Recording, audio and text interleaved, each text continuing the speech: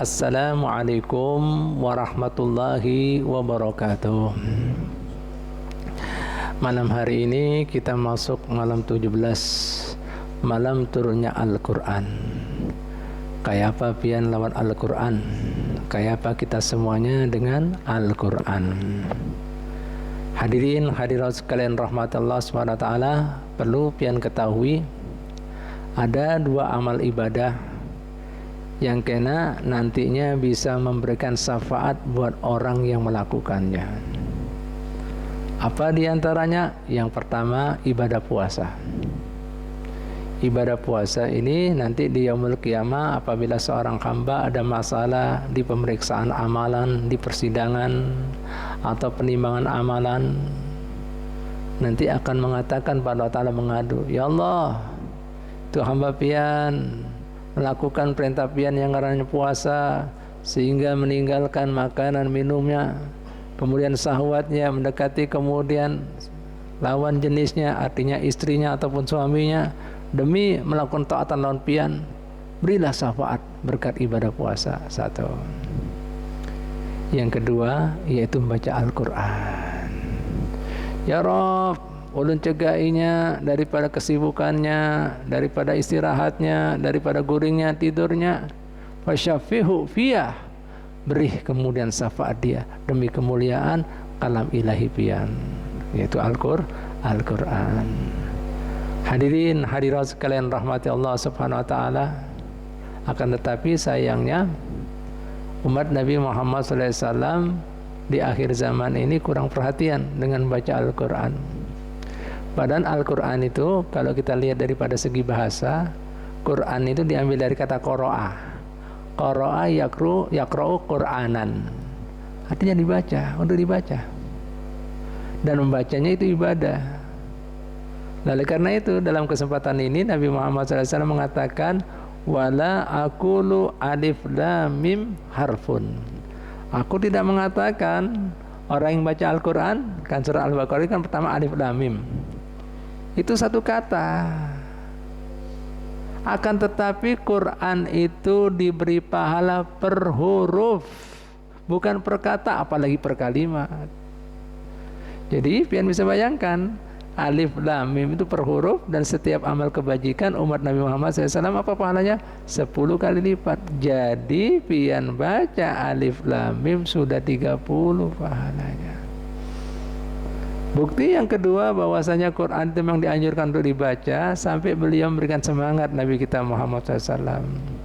Orang yang belajar baca Al-Quran masih gagap, masih tertatih-tatih, ngalih, susah, falahu ajroni, bagi dia 2 pahala.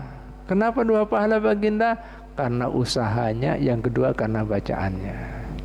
Akan tetapi jika sudah fase ma'asafaratil kiramil bararah, dikumpulkan dengan para malaikat yang bawa Al-Quran turun di bumi ini. Subhanallah. Mudah-mudahan kita bukan termasuk orang yang kemudian melantarkan Al-Quran. Tapi ada juga Nabi Muhammad SAW mengadu.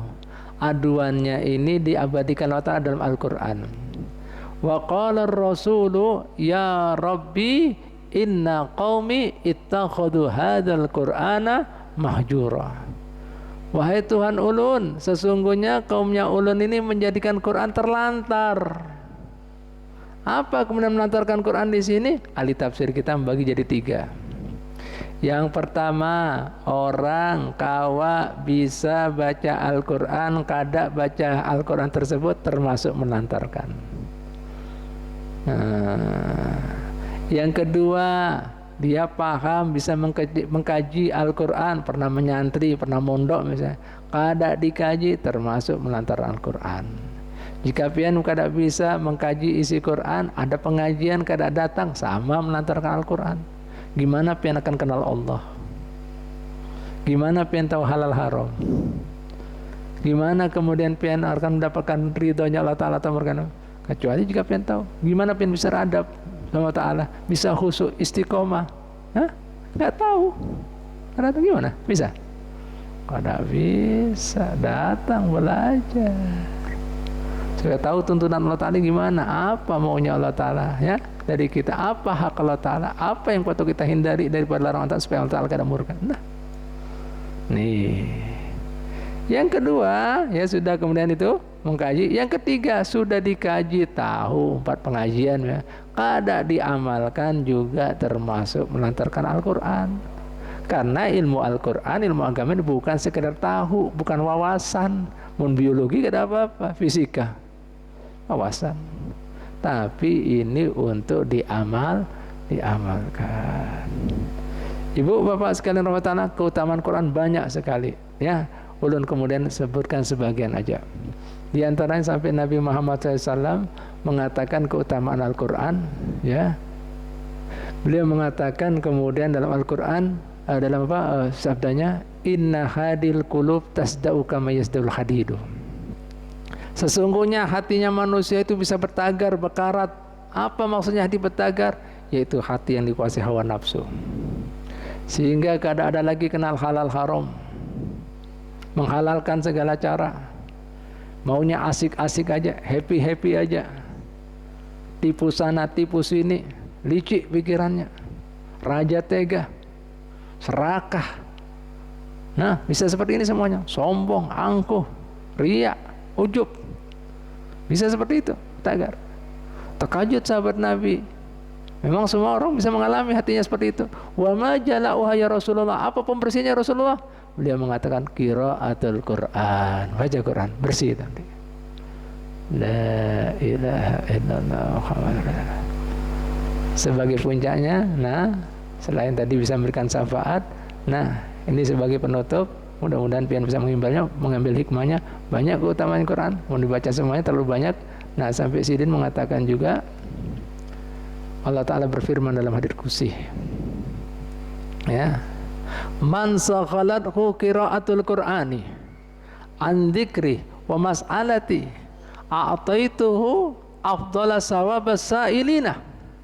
Siapa yang kesibukannya himung baca Quran, ya, dikit-dikit baca Quran, sampai lupa lawan dikir yang lain, kada baca dikir yang lain, bahkan lupa lawan berdoa. Gimana nasibnya hamba ini? Apa dimarahi Allah Ta'ala? Disadiki? Tidak. Apa Allah Ta'ala katakan? A'taituhu, aku beri dia pahala ganjaran paling afdolnya, paling istimewanya di antara hamba-hambaku yang pernah minta lawan aku. Kurang apa ini? Sudah dengar seperti ini. Nah, makanya ulun kadang-kadang sedih di masyarakat kita sering. Ulun kada sombong tiap hari 100.000 la ilaha illallah. Kada sombong kemudian sholawat 100.000. Qurannya bang? 0. Apa ini? Ini Quran udah baca. Sampai Nabi mengatakan la taj'alu buyutakum kubura. Jangan jadikanlah kalian rumah-rumah kalian seperti kuburan. Kadap artinya karena apa? Kada ada cahaya Quran. Kadap. Gimana mau kadapnya, man? Nah, mudah-mudahan setelah kemudian dengar ini semuanya, apalagi kemudian peringati bulan turunnya Quran. Nah, masa kemudian bulan ini kada bisa hatam? Namun kada bisa hatam ini diususkan harus bisa hatam. Mun di luar Ramadan, nah, mun kada kawa kemudian tiap bulan setengah 2 bulan sekali, 3 bulan, yang penting ada. Jangan sampai kita dianggap melantarkan Quran. Jangan sampai rumah kita seperti kuburan. Jangan sampai hati kita bertagar, dan jangan sampai dianggap kita melantarkan Quran. Ingat, Quran bisa memberikan syafaat. Ingat, Al-Quran paling afdalnya orang diberi pahala Ta'ala jika kesibukannya Quran, sampai lupa daripada dzikir lain, daripada berdoa. Nih, paling afdal demi mulianya Quran. Yang lain belum ada kepastian seperti itu. Nah, mudah-mudahan kita bisa mengambil hikmahnya. Wallahu ta'ala a'lam bishawab. Al-Fatihah.